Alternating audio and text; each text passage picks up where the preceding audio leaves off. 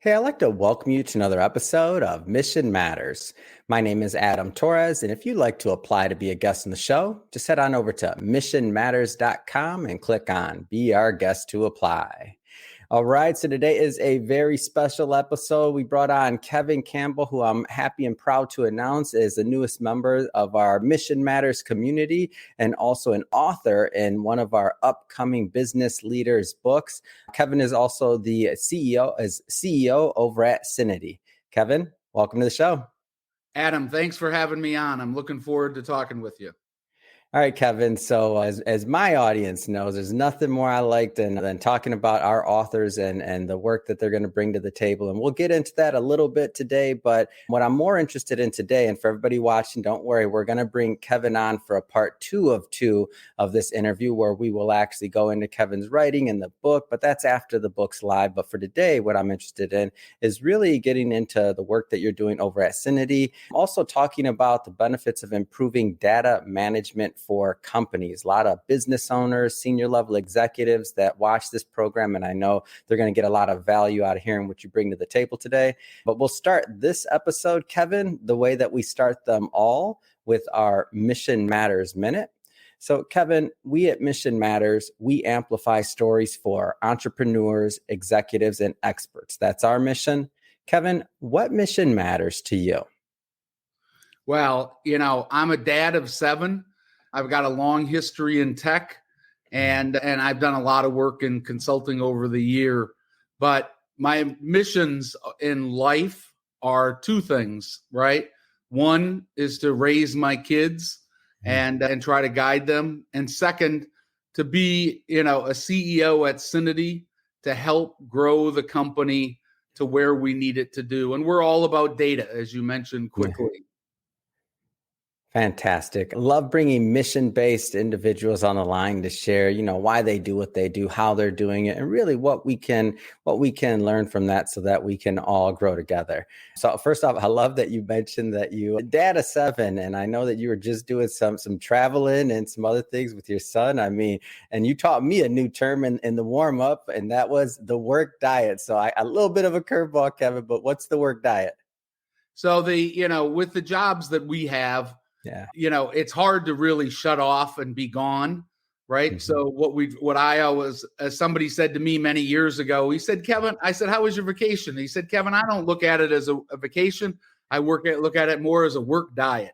Yeah. So I always call it a work diet, which is a chance to get away. And I had a great week to do a lot of other things, but you got to stay connected and do a few things while you're away. So It was a great work diet. I love bringing new terms to the audience. Well, so you mentioned big background in tech for a long time, even prior to working, obviously a CEO over at Synity. Maybe go into your background a little bit more and tell us how you got started. Yeah. So, I studied computer programming in school and from the School of Management, and got attracted. I was in the Boston area at that time when there were a lot of tech firms, most of which don't exist anymore. And I interviewed with all of them. But what I got attracted to was Arthur Andersen. And it was the consulting division of Arthur Andersen, which is now turned into Accenture. I had 25 great years there. And what I was attracted to was they had somebody come into our class, and basically that person talked about what they did, right? And how they were helping companies use IT for competitive advantage. And that's what got me interested. And so from there, I went through the normal programming, project management, then selling work, managing larger projects, managing multiple projects, and so on. Was fortunate to have a lot of great mentors along the way, and was able to be promoted to partner at a young age, and had a lot of leadership positions in there. And from there, I traveled. In my last job, I ran all of delivery from Accenture globally, about 150,000 people. But I got tired, right? And I needed a break. So I took early retirement, and that gave me a chance to do something different. And that's what brought me to Synity eventually. Yeah.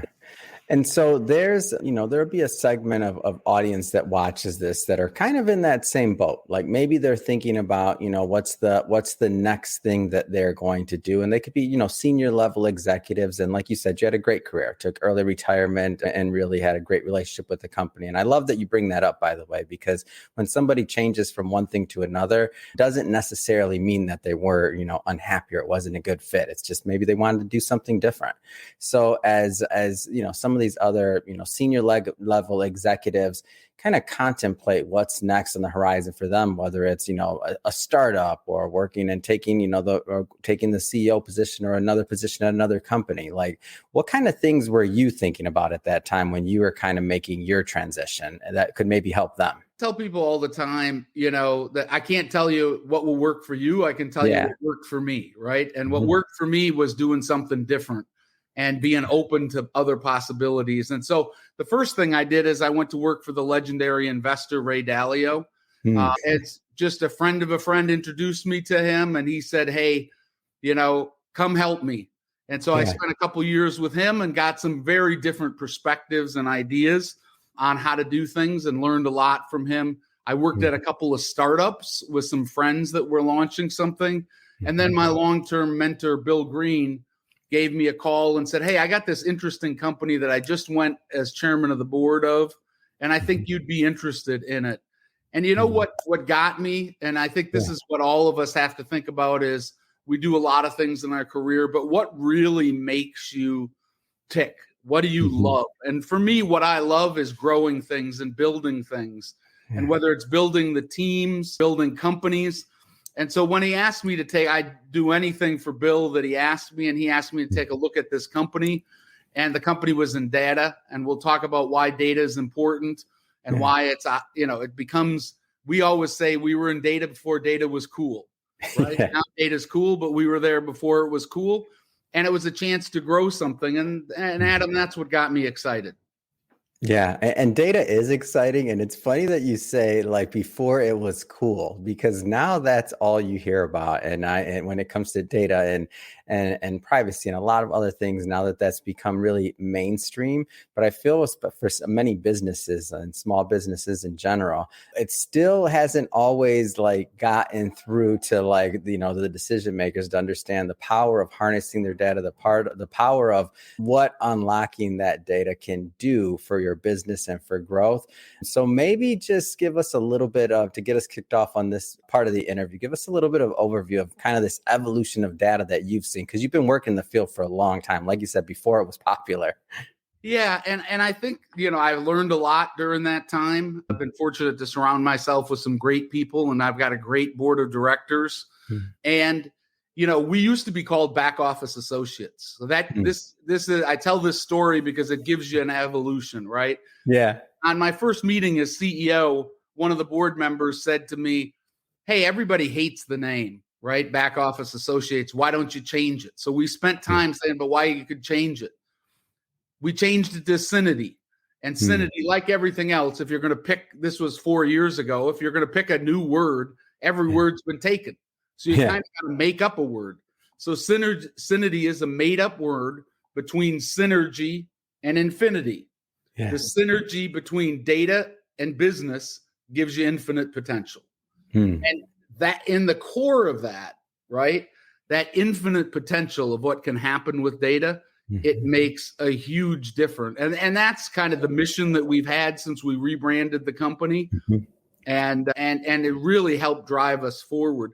And I like to say to people, and you heard me say before, Adam, when we were talking, every problem's a data problem, right? And that's the mindset shift, right? That I need executives, or I urge executives to take, because CEOs are understanding data is important. Like I said, it's topical and it's sexy now, but then how do I make a difference, right? And what's important and what's there. So every problem you have is a data problem. If I've got an inventory problem, if I've got a work in process, I've got a financial problem, all of them are caused by data.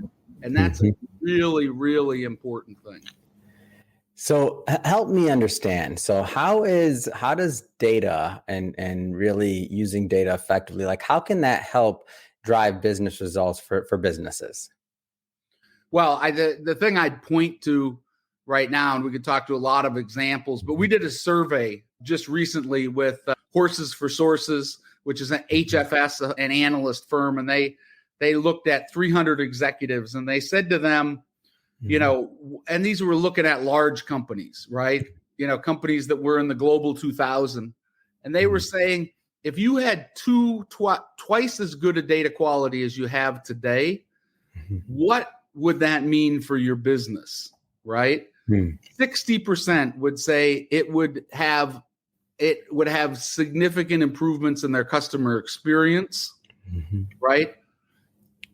Over 75% of them said they would be more competitive, right? And over 90% of them said that, you know, it would make a better experience for their people in addition to their customers. So the reality is little improvements in data quality, which are, you know, hard to do, can make a big difference in your business results. Yeah. Is this a issue or something that it only applies to large enterprise businesses like you know, like you just described, or like can the small business owner also benefit from this? Everybody can benefit from it. Yeah. You know, like I like to tell my team, if the data you're presenting or the data we're talking about, if it's right, well, then we got some problems. We've got customer problems. We've got other problems to work at. And if the data is wrong, we got even bigger problems. Yeah. So deciding what's the data you're going to use to drive the business and what's most important, and then making sure you're getting that right and it's properly governed is so critical. And no matter what size business you are, it's there, right? So if somebody's watching this and if they're, and by the way, I know there's no one size fits all, obviously. So one piece of advice does not apply to every business that's out there, everybody that might listen to this. But I do like to give, you know, our audience like something, a starting point. Like if they're listening to this and they're thinking, you know, I have a feeling we have a data problem, but I don't even know, you know, kind of what that problem is. And, you know, I heard Kevin talk about how if we improve that, there could, you know, could drive some business results, but like, I don't really know where to start. And especially for some of those, you know, small or maybe middle market businesses that don't have certain layers to work on that. Like where do they start? Like, where does somebody say, okay, I know we're not even looking at this. We should be like, where does someone typically start when they start thinking about like getting better with their data? What I tell people to focus on is just think about simply what are the results you look at that make a difference to your business, right? So is it what sales you have? Is it what's the pipeline that you have of new opportunities? What's the, you know, supply chain you're working at, and what's the, you know, kind of length it's taking to deliver things in the supply chain? What's your outstanding, you know, receivables and payables? Pick 6, 8 critical factors in your business and say, okay, those are the things I'm going to focus on, right? How good are those? Do I have a dashboard every morning that shows me that data and where I stand? So if I'm the CEO or anybody other senior level executive in a company, can I see where I stand every morning on those items? And if not, why not? Right? And as the CEO, you've got to set those objectives, and then you got to drive to get in the right quality.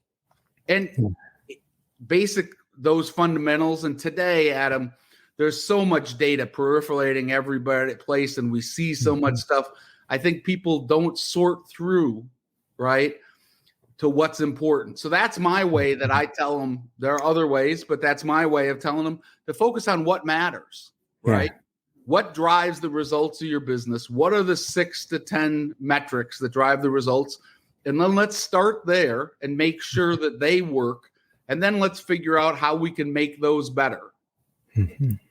I know you mentioned start with the 6 to 8, right? Like Yeah. get those down. But it seems to me also like this is kind of like a never ending process, because also like your business is going to evolve and maybe some things change over time, or maybe even the way that you're able to harness the data with technology changes over time. So does that kind of like unlocking the data in your business, does that kind of evolve over time as well? Yeah, and I think you gotta, the only constant in the world is Yeah. change, right? So you got to continue to evolve. And I always say, if you've gotten better at Mhm. the 6 to 10, and Yeah. you've got the processes to maintain that in place, well, then what are the next 6 to 10 things that you want to Mhm. improve, right? And pick at those. And you've got to evolve over time, and there are new ways to do it. And for me, I always, I read a ton, but Yeah. I also want to be intensely curious about what's working and what's not. And then I Mhm. get other people, whether I'm talking with friends or anybody else, to try to get their views about what's happening. Hmm. So you've been in the business a long time. Obviously, you've worked with a ton of companies, both as CEOs and when you were, boots on the ground earlier in your career. What excites you relating to data right now? Like whether it's technology or trends or just in general, like what excites you at the moment? I think, and I tie that to, after I'd been CEO for 2 years, I Mhm. did an interview where somebody asked me, what surprised you the most? And Yeah. what surprised me the most was how little people understood the implications of data quality. And Mm. while even some people talk about it, they Yeah. don't understand it and internalize it. And part of that's because it's hard, Yeah. right? It's hard to be able to do that. So the thing that gets me most excited is, what's the potential for improving data quality? And Mm. when I look at it, it then permeates everything you do. If Mm. I want to do M&A, I want to buy another company, I want to sell something I have, a division or something like Mhm. that, I want to move to the cloud. Yeah. Any activities that I want to do, basically data is at the core of that. And I've got to think about it from a data centric Mhm. perspective. Once I get that data quality and data centric view, it changes everything. Yeah.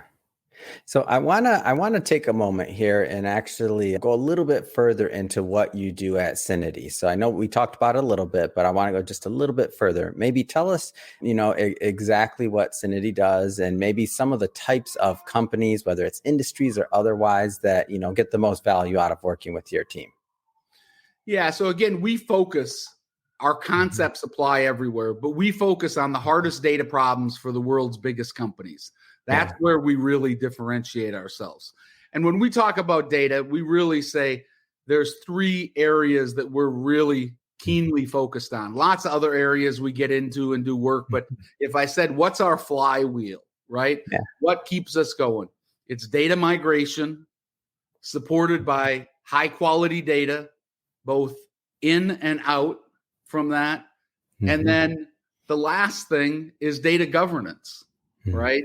Which is, how do I make sure on an ongoing basis I get clean and then I stay clean with the Yeah. data that I have?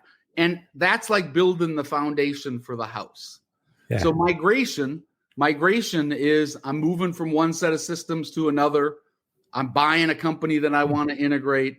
Yeah. I'm moving to the cloud, which people are talking about. Or let's talk about our favorite hot trend right now, AI. Everybody wants to talk about AI and Yeah. all the AI stuff. I've got a friend who took over as chairman of a small AI company, and he Mhm. said to me after he'd been there 3 months, he said, "Kevin, it's all about the data. If I Yeah. got crappy data, I'm going to get crappy AI." Right? So, again, data permeates everything, and it's the quality of what you get. So what do we help people do at Cinity? We help people move data. We help them improve the data quality that they have. Mhm. We help them figure out how to govern the data. And those results for governing the data make a Mhm. huge difference, Yeah. right, in people. So we've got one of our clients that doubled the time with the same number of people. They're doing it twice as fast, introducing new product with the same Wow. number of people, right? To be able to do that. We've got other people, who've been able to integrate and move to new platforms, which are improving how Mhm. fast they can respond to their customers. right, by significant numbers. And it's all done by the software that runs it, but making sure that you have good data. Because we always say, putting in new software and still having the same old bad data is like putting bad fuel in a new car. Right? So I might buy the fanciest car out there that runs as fast as anything, whether it be a Porsche or a Jetta or an Audi or a BMW. If I put watery gas in it, it's still not going to run very well. Yeah. And data is like the fuel of companies today. Well said. And just thinking about that example you gave about being able to launch a product essentially, twice as fast with the same amount of people. Like, so when you talk about like what data and having clean data can do, I mean, would that team have ever thought that was possible prior to this? Like, I'm going to guess no. Like that's a big number, right? That's a big amount of speed. Yes. People are limited by what they have seen and experienced versus what's possible. I have another client at a major retailer who said, Kevin, I never knew that we could have good data at conversion time when we go live. Until I met Synity, I always thought bad data was the long pole in the tent and the thing that we were going to struggle with for a year after we put any new system in. Until I met Synity, where I got a chance to see that it was different, that there was a different way to do it, that the difference between 95% quality on data and 99% quality is like the difference between, being 100 miles away and being right on top of the goal and what you want to do. Man, it's great. Well, Kevin, I want to spend just a little bit of time here today talking about the upcoming book as well. So we're not going to go, as I told the audience earlier, we're not going to go too far into it because we're still in editing, we're still in production. So this could change a little bit, but keeping it really high level, Kevin, maybe what are some of the ideas that you hope to present in the upcoming book? Well, what I did, I had always joked for my career that I was going to write my memoirs at the end were stuff you can't make up. Right. And Aaron Groves, who does my communications and PR for me right now. Who's amazing, by the way. Hello, Aaron. Go ahead. Sorry. I had to. She's awesome. Thanks for that shout out. Yes, she's done terrific. She convinced me that there was, because I use a lot of analogies to raising kids and what I've learned over the year. Yeah. And she said, what raising 7 kids taught me about prioritization and life as a CEO. And so that's really what I try to take the 5 lessons learned from raising kids and being a CEO and an executive for 30 years and really try to summarize those and talk about, what they mean and what advice I'd give for other people.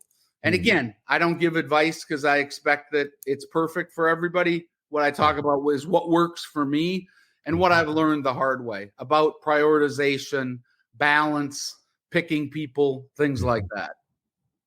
Fantastic. And I'm going to cut you off there because I got a whole lot of questions I want to ask, but I'm going to wait to the next interview for that one. But I do have to ask, first off, it's been great having you on the show, learning more about the idea of data management, clean data specifically, and what that can do for your business. Obviously, we learned a lot about what you do at Synity and your career, but I just have to ask, what's next? What's next for you? What's next for Synity? Adam, thanks for having me on. I really appreciate it. I think, the phrase I use all the time internally, and it's my outlook on all this stuff, is the best is yet to come, right? And I think that's true for our clients that we're working with. It's true for us at Synity, which we're continuing. We're in an amazingly robust market. Even with the headwinds in the market today, the market for data is huge. And the value of good quality data has never been well governed, never been data. Just think about the fact that most people say they have the data they need, but they don't trust it. Just think about that. Yeah. So one thing is having it, and the next thing is trusting it. And how do you trust it? It's got to be good quality. You got to know the source. You got to govern it. So what's next for us? The best is yet to come. Yeah. Fantastic. If somebody's watching this, Kevin, and they want to learn more about Synity or to follow the journey, what's the best way for them to do that? Well, Synity.com, or you can look me up on LinkedIn or any of the rest of the Synity team. We're very active on LinkedIn, very active on social media, Twitter, and the rest. And certainly we have a very strong website that you can look at. And we've got people that are out and about talking to customers all the time. Yeah. And speaking of the website, so we'll put all of the that we'll put that in the show notes, the links, so that our audience can just click on the links and head right on over. And speaking of the audience, if this is your first time with Mission Matters or engaging in an episode of our platform, we're all about bringing on business owners, entrepreneurs, executives, and experts, and having them share their mission, the reason behind their mission, really what motivates them to get out there into the marketplace and into the world and to make a difference. If that's the type of content that sounds interesting or fun or exciting to you, we welcome you. Hit that subscribe button, because we have many more mission-based individuals coming up on the line, and we don't want you to miss a thing. And Kevin, really, it has been a pleasure. Can't wait to the next time we get to do this. All right. Thanks, Adam.